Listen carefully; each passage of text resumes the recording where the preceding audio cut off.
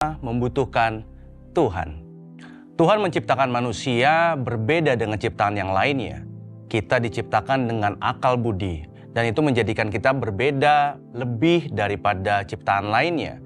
Tapi sayangnya, karena akal budi inilah yang membuat manusia seperti menganggap dirinya pintar, lebih pintar dari yang lain, dan membuat mereka atau kita manusia memilih jalan kita sendiri. Tapi Alkitab seringkali menyebut kita, menggambarkan kita adalah domba.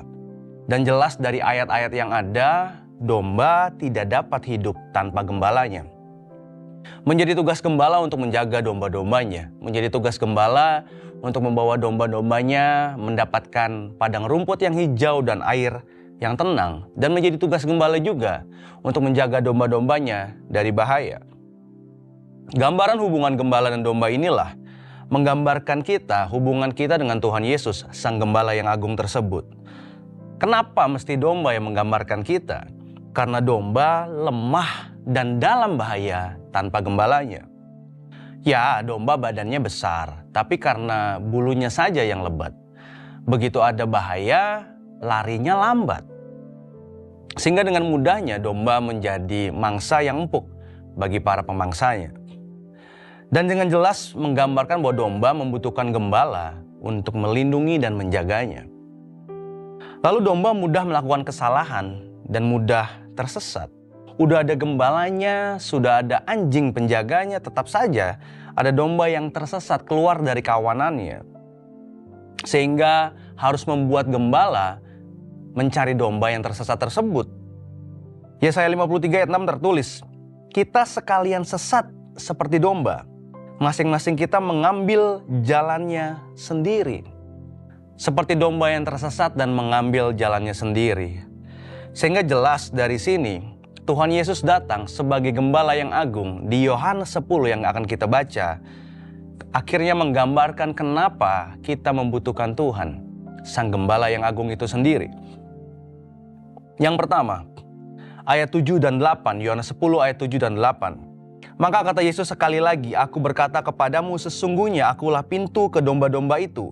Semua orang yang datang sebelum aku adalah pencuri dan perampok, dan domba-domba itu tidak mendengarkan mereka." Kenapa kita membutuhkan Tuhan?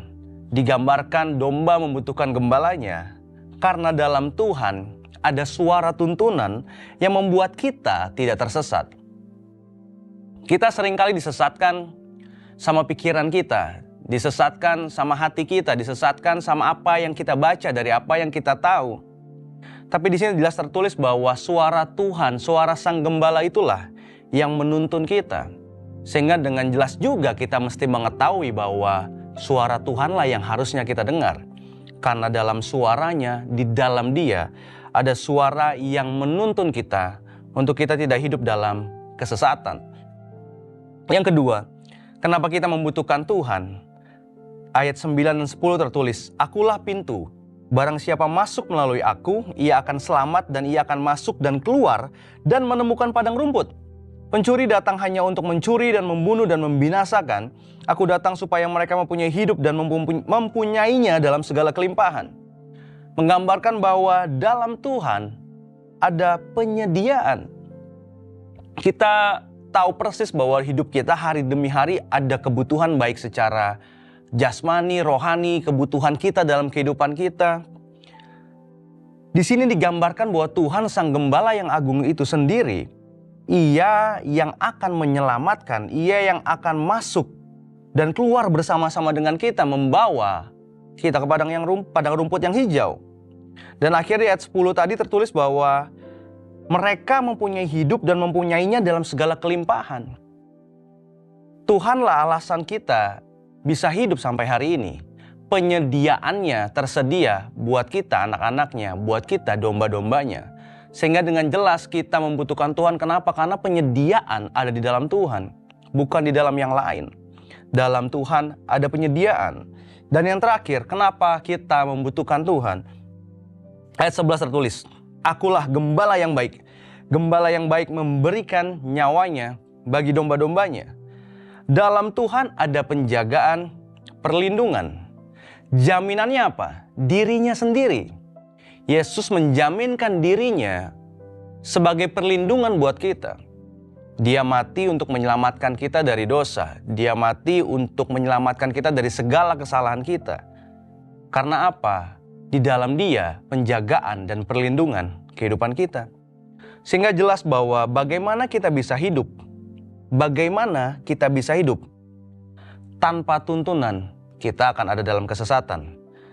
Bagaimana kita bisa hidup tanpa penyediaan, jelas hari demi hari ada dalam kekurangan. Bagaimana kita bisa hidup tanpa penjagaan perlindungan, hari demi hari kita tidak ada hidup dalam ketenangan. Sehingga jelas sekali kenapa kita membutuhkan Tuhan, kenapa aku membutuhkan Tuhan, kenapa saya, Bapak Ibu Saudara membutuhkan Tuhan. Karena kita terbatas. Tanpa Tuhan, aku hilang, tak berkekuatan. Karena Dialah alasan semua ada, alasan kita ada sampai hari ini.